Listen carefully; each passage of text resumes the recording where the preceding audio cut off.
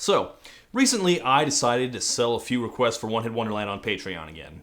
You know, just randomly, on a whim, just thought I'd sell some favors, no real reason. The IRS? Actually, maybe I should answer it. No, I don't give a fuck, Anyway, it actually sold out like in 4 minutes. Like, so quickly that I wound up honoring more requests than I originally intended. So, for pretty much the rest of the year, One Hit Wonderland is going to be requests. Yay. You guys give me such interesting requests. Most of them not one-hit wonders, so this should be fun. Let's see what the first person sent me. Not a one-hit wonder. No. Oh, wait a minute. Here we go. That's the good stuff. God, I love my fans.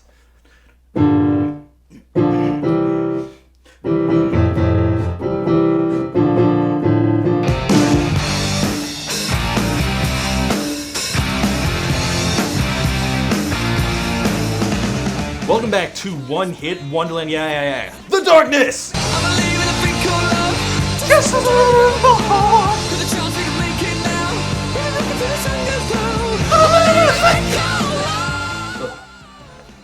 Won't be trying that again. Anyway, let me take you back to 2003, the single best year ever for music, because I was 19 and music will never sound as good to me again. And a big part of it was this band, The Darkness. In fact, it kind of pains me to be including this band in the show because they are certainly more than one-hit wonders to me. Although I do concede that to most of you they are not. They should be so much more than that.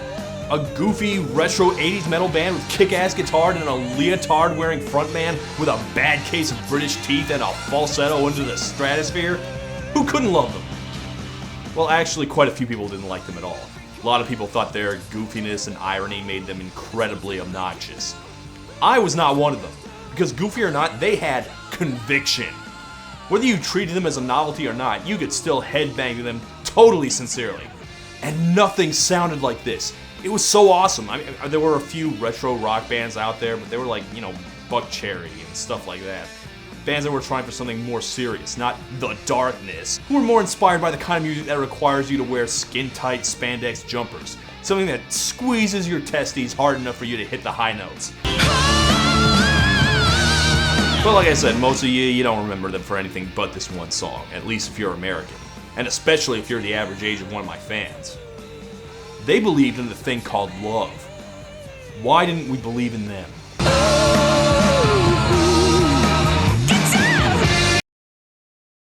The Darkness! Frankie Pulane on bass, Rufus Tiger Taylor on drums, Dan Hawkins on guitar, and his brother on lead vocals, the man with the voice to shatter your windows, the one, the only, Justin Hawkins.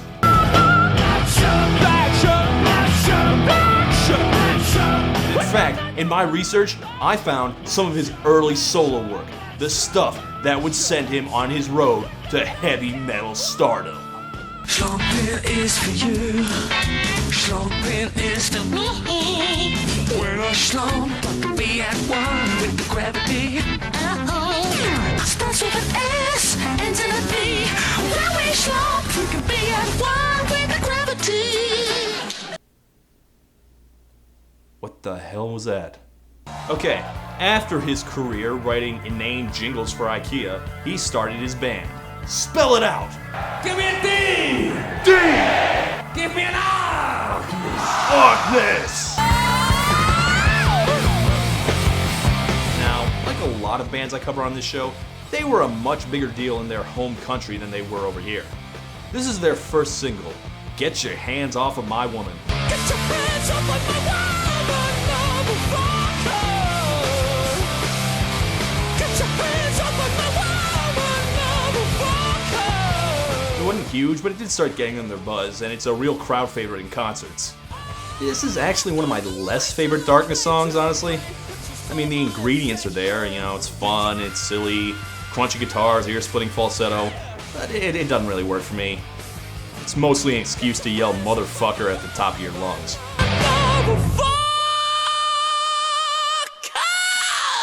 I'm much more of a fan of their follow-up, Growing on Me. 'Cause Everywhere I go, you fail. Can't get you out of my head. As you can see, they are really starting to build their image with the more self-consciously ironic music videos. It's getting there. It's not quite perfect yet, but you know, they do land in pods when their spaceship crashes because a pterodactyl has sex with it.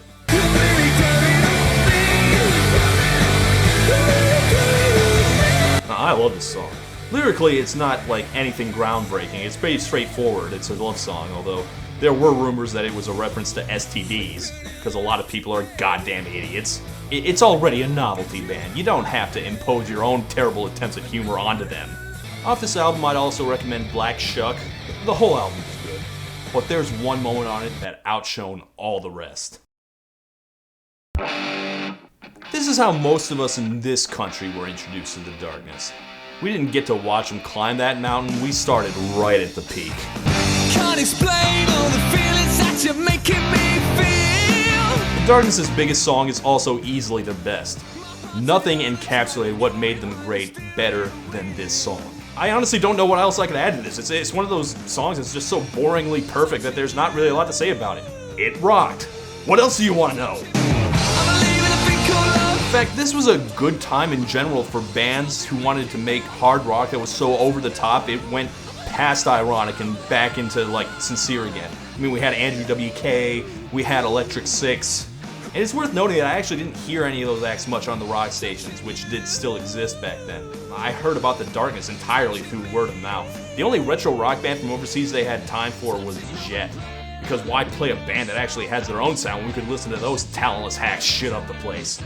Jet flat sucked, everyone. Good riddance. You got me in a spin, but everything is okay. And look, yes, for you small portion of Darkness haters, yes, I get that they were kind of a joke. On one level, comparing the original metal gods to them is like comparing Jaws to Sharknado. But the important thing is that even though they sounded silly, they still put everything they had into it. This will get me executed in some circles, but I never really liked Tenacious D. They never backed up their silly posturing with any real muscle. Tenacious D were trying to sound stupid. The Darkness don't care if they sound stupid. That's a crucial difference. Really, isn't that what the Darkness' heroes were all about? Being unafraid of looking ridiculous? Being a joke band is okay. Look at their most obvious influence, Queen. Queen were a joke band a lot of the time. If you had never heard of them, Scaramouche, do the fandango would be the most ridiculous thing you've ever heard.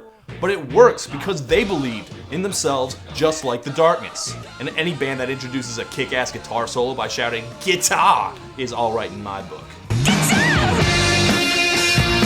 And the music video, of course, they absolutely nailed. It was everything I could have hoped for. The outfits, the cheesy special effects, everything works. Except maybe the drummer there. What is this? He's not even trying. Come on, dude, you're in the Darkness. A t-shirt isn't gonna cut it. And then it all ends with a guitar solo awesome enough to kill alien monsters. Which is honestly how I always imagined awesome guitar solos already. But yeah, this is literally how I imagined my favorite songs when I was 15. Let's face it, it was all downhill from here.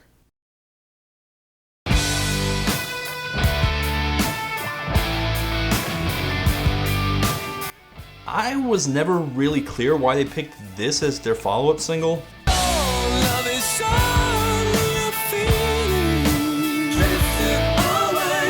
I guess that's a total metal move, you know, release the power ballad after you've established your rock credentials.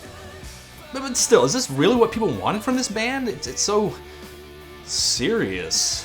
In the video, I mean, I guess the Indian get-ups, that's kind of charmingly early 90s cheesy, but still, posing on a cliff? What is this, a Creed video? Where's the aliens and shit? If you ask me, the song they should have released after this was Friday Night, which is less metal and more like, you know, Cheap Trick style power pop. Monday, Tuesday, Wednesday, Thursday, dancing on a Friday night. I do love this song. It's so very innocent. And they did in fact shoot a video for it, which is halfway between funny on purpose and just kind of stupid by itself. But for some reason, it never got released. Could you ever fall for me? Oh, the way I fell for you. don't know why, I really loved it. It's actually the sincerest and least jokey of their songs. Which is a shame because it was clearly more in line with what the people wanted than Love Is Only a Feeling. Look, it even continues the story from the last video. And like I said, it's not hard to tell why we dropped them so quickly, they just looked like a novelty. But in the UK, they were a big deal. Best British band! Oh, my favourite band, The Darkness! Is presented to The Darkness. Oh my god, it's Permission to Land The Darkness. They were poised to go all the way. They even had a Christmas song that was huge.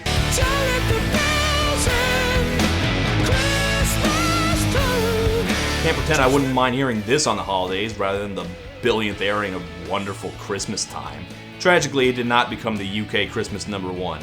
It lost out to Gary Jules' overrated Mad World, which I think is kind of funny, but mostly kind of sad. But then their second album happened.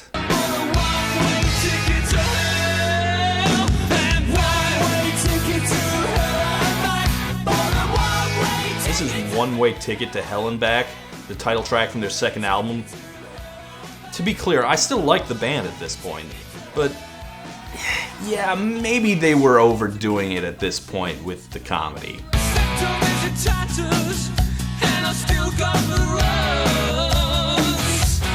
I mean, get it? One way ticket to hell and back? One-way tickets don't go to a place and back, you dummies. But for all the criticism they got for being over-the-top, obnoxious irony peddlers, Justin Hawkins was out to prove that his love of glam metal was entirely authentic by adopting a completely sincere, totally unironic, classic rock style cocaine problem. You eat ginsters every fortnight and take loads of drugs. And for a joke band, he also started getting way too big for his spandex britches. He started talking shit about every other British band that existed at the time. Just like everybody, he called Pete Doherty from the Libertines a waste of space junkie, which, that's hypocritical, although absolutely true. Naturally, there was a lot of drama going on in the band. They've been pretty tight-lipped about the details, but apparently it was pretty bad. Eventually, Hawkins checked into rehab, and the first thing he did once he got clean and sober was leave the band. The official statement from the band was that they were in a spin, but everything would be A-okay. Literally, that's in the press release. Well, the remaining members of the band kept at it. They changed their names to the Stone Gods. Bass player started singing lead. They got decent reviews, I understand, but quite frankly, I was not impressed. This is the kind of stodgy, boring rock music that made people start forgetting about rock and roll. This is exactly the opposite of what made The Darkness so great. And Justin did some solo work, but eventually, yes, good news, they got back together. After a 5-year hiatus, Hawkins apparently felt stable enough to bury the hatchet, and they have reunited. Their time in the superstar spotlight is gone, obviously, but I have a feeling they're one of those bands who will be able to keep playing for as long as they want, enjoyed by a good crowd of loyal fans. In 2012, they even opened for another glam-loving act, Lady Gaga, which makes way more sense than it should. And they're a remarkably consistent band. You know, like AC/DC or the Ramones, they know what they're about, and they just keep making kick-ass music for as long as they can. You like throwback cock rock with an over-the-top falsetto? Well, have I got a band for you. Yes. It is not hard to figure out why The Darkness didn't stay huge. They were treated like a novelty. They treated themselves like a novelty. But they were still awesome. I don't expect them to ever have another hit, and quite honestly, even if this were the only song they ever released, I'd be fine with it, because it's just so perfectly them. The Darkness. Rock on.